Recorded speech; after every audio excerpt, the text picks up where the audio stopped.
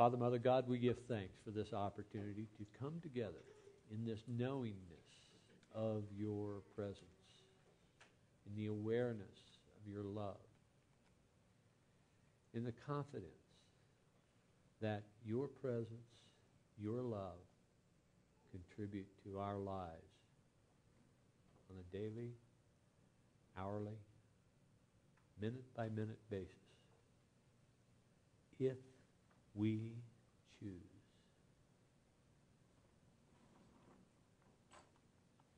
And so in this moment, we choose. We choose your love. We choose your guidance. We choose your presence and expression in our lives.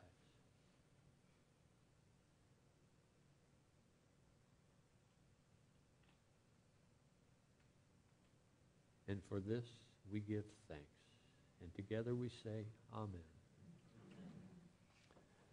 So, are you on the transition team?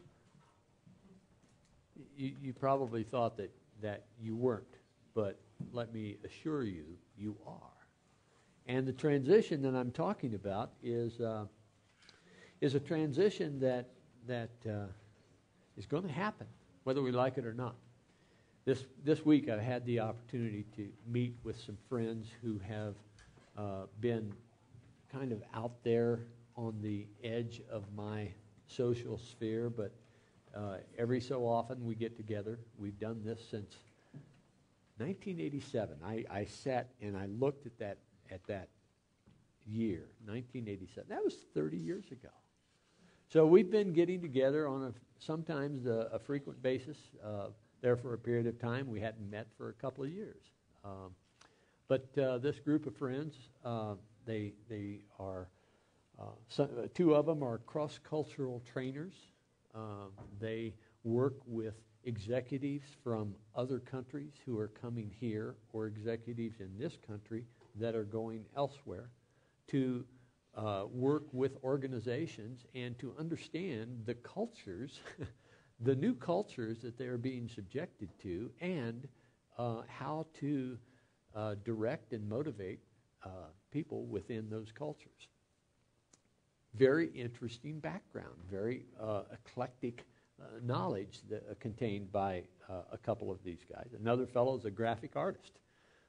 He's been working in documentation and graphics for his career. And he brings another perspective.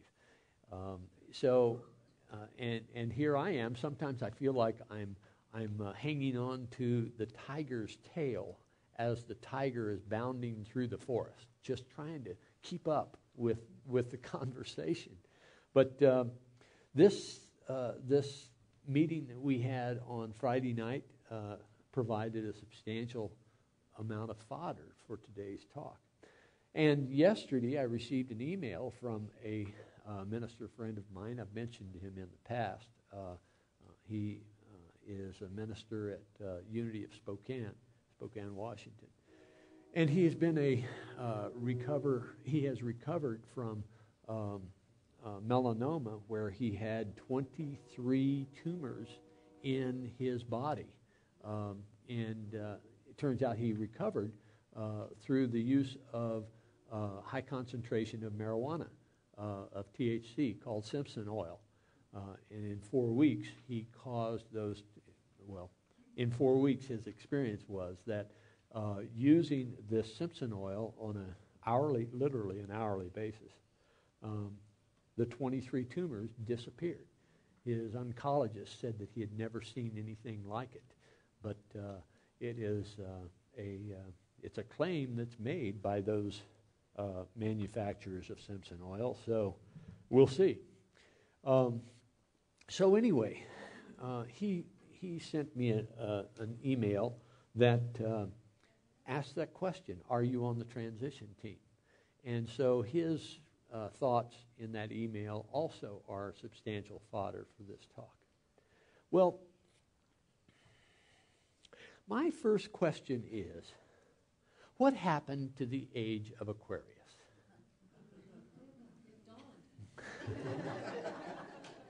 The evidence certainly was it. Was that me? Did I say that out loud? It's the coffee. Yeah, I understand. I rely upon that coffee to speak out on Sunday morning. But this idea that society is moving towards a utopia. Certainly, T.R. Desjardins spoke of the omega point, where the society it gravitates into this divine union. And this idea that we as a society are evolving in this direction certainly seems, in light of recent experiences and recent happenings, that that has been interrupted. Well, being an eternal optimist, I'm seeing that there is a light at the end of the tunnel. It probably is not a train. It could be, but I'm fairly confident that it's not. And so as we consider this situation that we're in, how do we move forward? How do we transition to this age of compassion and caring, being Christians? We have, as you may know, we have an iceberg that is forming on the Larsen C ice shelf. This crack in the ice. Now this ice, the ice shelves, the ice is floating on the ocean. So when we see the iceberg release, when it's inevitable that it will, it's an iceberg the size of Rhode Island. Now, Rhode Island we think of as a small state, but it's a state. We're looking at an iceberg that is going to be the size of a state that is going to be released. Now, as ocean levels go, this is going to have no effect because it is already floating on the ocean, right? And you may know that if you have a glass of water and you have ice cubes in that water, as the ice melts, the level of the water stays the same, right? That's just a property of ice being, well, I won't go into, but trust me, the ocean level will not change. The problem is that this iceberg, this ice shelf acts as a cork for the glaciers that are behind it, that are on ground. And the Larsen ice shelf, the Larsen C ice shelf, is just one part of the dam that holds the western Antarctic ice in place. So the concern is that the breaking off of this Rhode Island of ice is going to unstop the cork for the glaciers that are being restrained by the Larsen C shelf. And when that Antarctic ice, western Antarctic ice, when it melts, it's estimated that it will raise the level of sea by 15 feet. Now, 15 feet, it's not much, that's just down to the lower level, maybe a little bit further, maybe down to the river. That's not much, but notice what effect that it has in New York.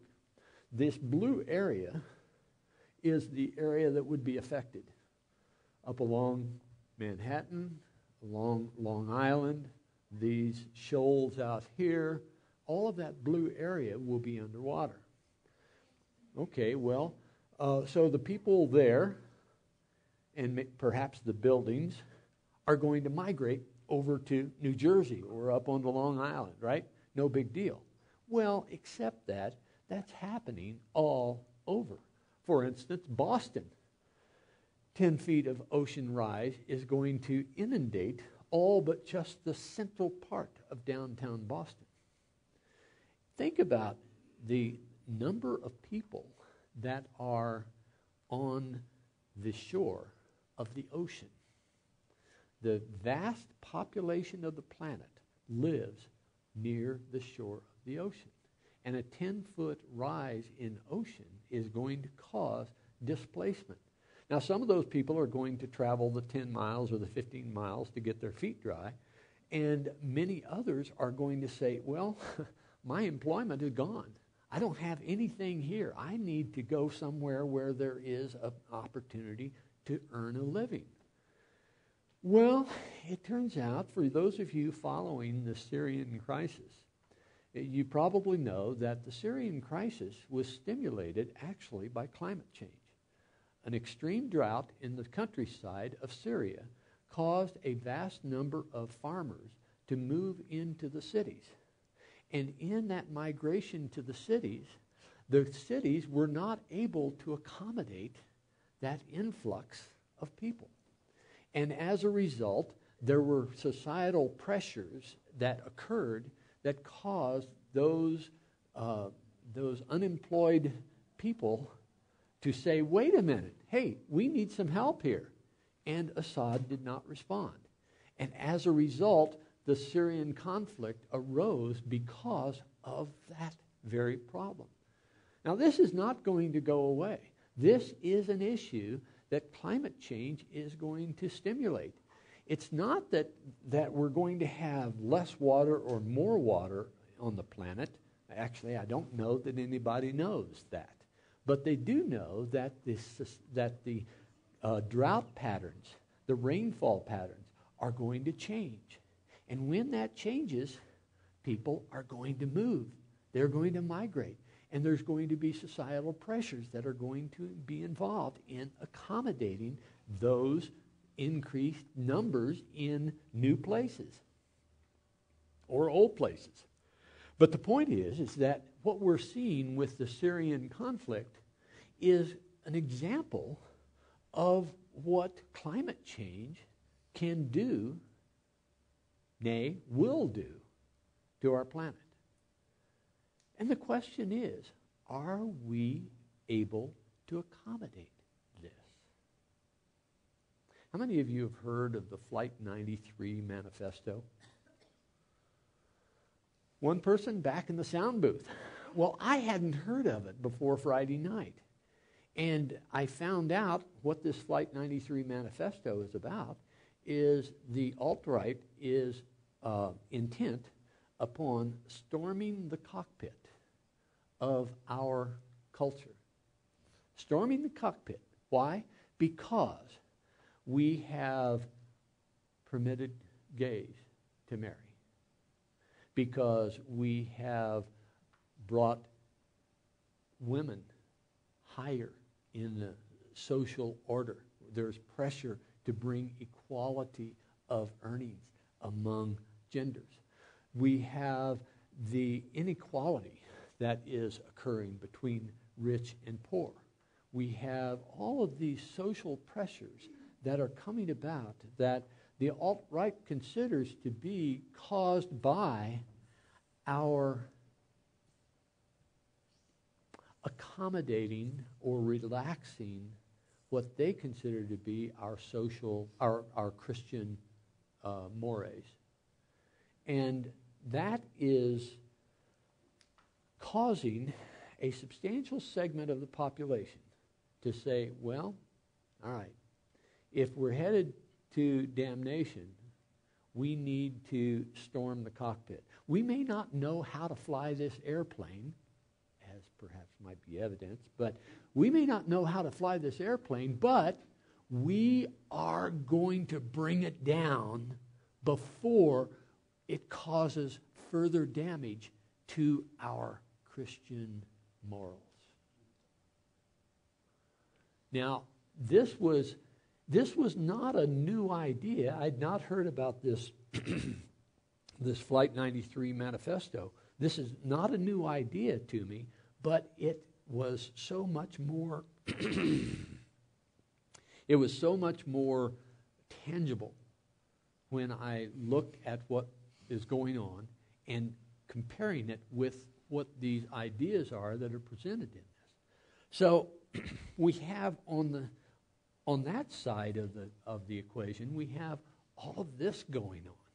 We've got the issues that are arising from climate change, from social changes, from the political restructuring. All of those things are causing a substantial pressure on our society. And how do we respond to that?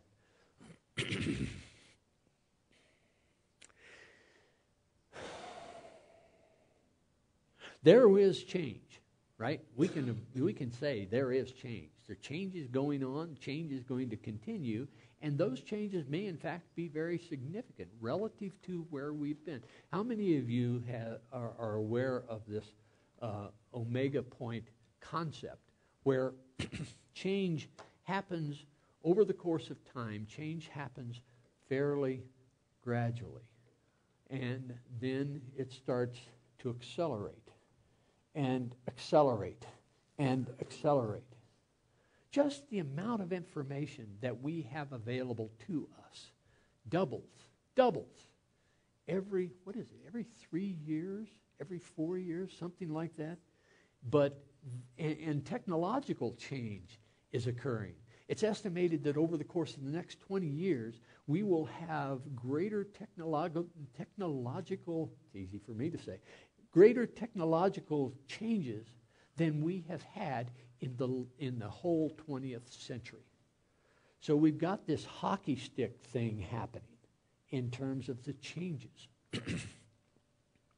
Peter Russell has written a book talking about the omega point, talking about this concept that Teilhard de Chardin brought forth from a spiritual perspective, and he's talking about it from a social perspective. And the social perspective says that the change is happening so quickly, so rapidly, and it is accelerating so much that we don't have a clue as to what's going to happen when that hockey stick goes vertical. And he says that it is. And in fact, many writers are saying that that hockey stick is going to go vertical. We don't know when, but it is coming. And so how are we going to be able to accommodate this change? Jesus has certainly offered us teachings that would be applicable in his time, applicable in our time, and I dare say they will be applicable in the future as well. These teachings, these authentic teachings of Jesus, and I put the word authentic in there for a reason, and many of you know the reason I say that is because I do not consider all that's attributed, I do not consider all of the red words in the New Testament to be authentic Jesus teachings. But the ones that are lead us to this. He spoke in Matthew 22 of this parable. The kingdom of heaven may be compared to a king who gave a wedding banquet for his son. He sent his slaves to call those who had been invited to the wedding banquet, but they would not come. Again, he sent other slaves, saying, "Tell those who have been invited, look, I have prepared my dinner. My oxen, my fat calves have been slaughtered, and everything is ready. Come to the wedding banquet." But they, the slaves, made light. The audience made light of it and went away. One to his farm, another to his business, while the rest seized his slaves, maltreated them, and killed them. The king was enraged. He sent his troops, destroyed those murderers, and burned their city. Then he said to his slaves, "The wedding is ready, but those invited were not worthy. Go therefore into the main streets and invite everyone you find to the wedding banquet." Those slaves went out to the streets and gathered all whom they found, both good and bad, so the wedding hall was filled with guests.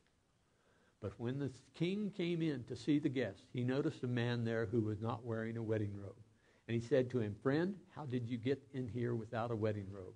And he said, and the man was speechless. Then the king said to the attendant, "Bind him hand and foot and throw him into the outer darkness, where there will be weeping and gnashing of teeth, for many are called, but few are chosen." That last line, many are called, but few are chosen. And the rest of the parable is talking about the invitation that we have into the domain of heaven. And what is that domain of heaven? That domain of heaven is where the two great commandments hold sway. Love God with all your heart, love your neighbor as yourself. In fact, for those of you not familiar, that I consider to be the litmus test of the authentic teachings of Jesus. So if we are talking about a realm where we love God with all our heart and we love our neighbors as ourselves, and we have this societal change that is coming where we're going to have constant migration of humankind because of droughts and excessive rain and availability of food and availability of employment, and all of these things are being churned up, and we're going to have this shift occurring in our social structure. How are we going to manage that? Love God with all your heart, love your neighbor as yourself, those authentic Christian teachings. How do we apply those now? Well, the Flight 93 manifesto says we don't. What we do is we build borders to keep the immigrants from coming in. We take care of those people who are here now that happen to be of white skin, who happen to be of Mayflower descendants. That is, who are the rightful owners of this land? Nobody. Nobody. We are not rightful owners. We are merely tenants. And we are charged with the responsibility of being brothers and sisters to everyone. So how do we proceed? How do we make the transition from this time where we are now, where we look out and we see separation, and we see division, and we see conflict, and we see all of these social pressures occurring, where we think that we need to defend ourselves? You know, nationalism is a cancer. Nationalism, when it gets started, is a cancer that will eat away at the very fabric of our social structure. And that nationalism is occurring right now. Listen to what's being said. Listen to what's being said. I, for one, am an advocate of dissolving all borders. I, for one, am an advocate of saying, you are welcome here. Yes, you may need some help. I will participate in that help. Yes, you may need some direction. Yes, you may need to learn a new language. Yes, you may need to get used to a culture that you're not used to. Let's transition that so that we can all learn from each other and let our culture change as we accommodate other cultures. Why is it that cultures have this barrier to say, this is our culture, we're not going to let it change? Why not? There are many wonderful things that are present in other cultures that we can learn from. Why not empower us? Why not enrich our lives with these other cultures? Oh. And why is a 200-year-old document, what is it, 240-year-old document, written by men who owned collectively over 1,000 slaves, why is it that that document is sacrosanct? Why is it that that document, written 240 years ago, holds sway on our society today? We are living in a different era. We have different values. We have different social norms. Okay, I'll get off that. So, what do we do? How do we transition? How do we transition? Love God with all your heart,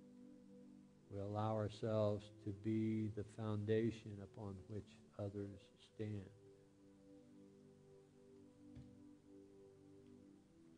We allow ourselves to be the guides.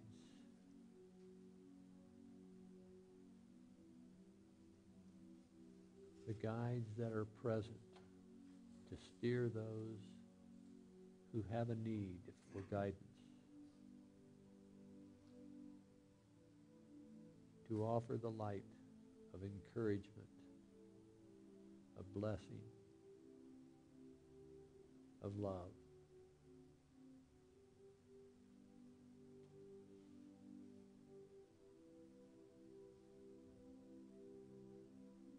We fan this flame.